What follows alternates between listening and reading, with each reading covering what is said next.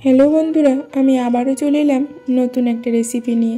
আজ আমি আপনাদের সঙ্গে শেয়ার করব এই যে নরম তুলতুলে অসংখ্য লেয়ারযুক্ত দইয়ের পরোটা। তো চলুন রেসিপিটা দেখে নেওয়া যাক। এখানে নিয়ে নিলাম 2 বাটি ময়দা, মানে প্রায় 300 গ্রাম মতো। এরপরে অল্প একটু লবণ আর অল্প একটু চিনি। এরপরে নিয়ে নিলাম এই বাটিটার 1.5 বাটি মতো, মানে প্রায় 100 গ্রাম মতো টক দই।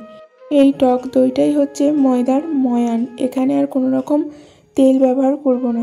এরপর আমি দিয়ে দিলাম অল্প অল্প করে ঈষৎ উষ্ণ জল।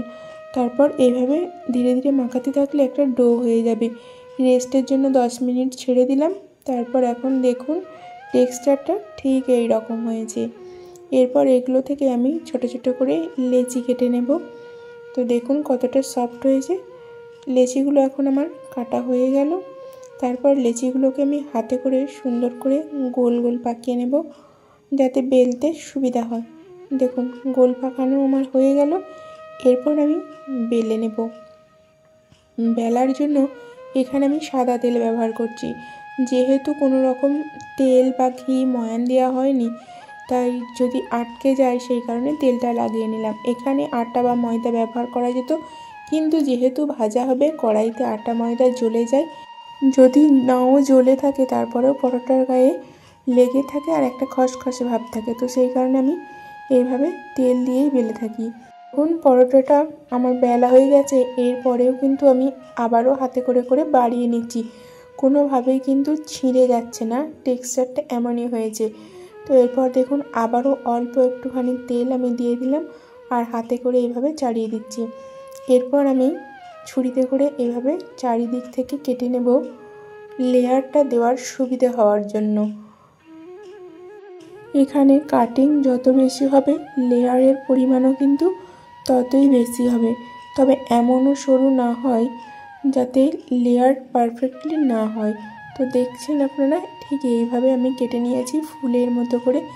এরপর আমি একটার পর একটা এইভাবে চাপিয়ে দেব।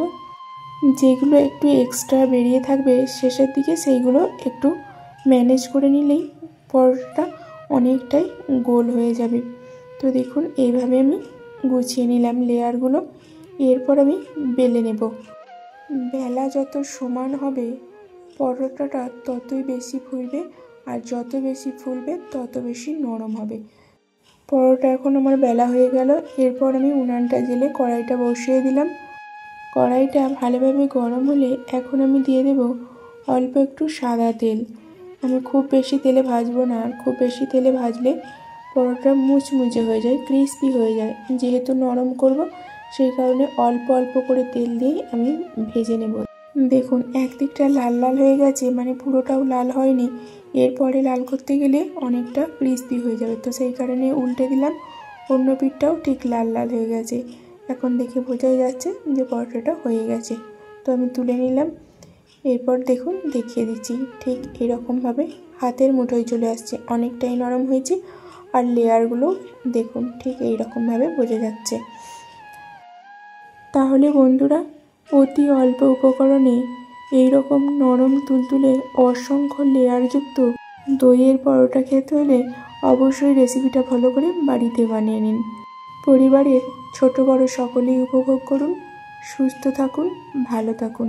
বন্ধুরা আজ তাহলে আসি, আবারও দেখা হচ্ছে পরবর্তী ভিডিওতে নতুন একটা রেসিপির সঙ্গে।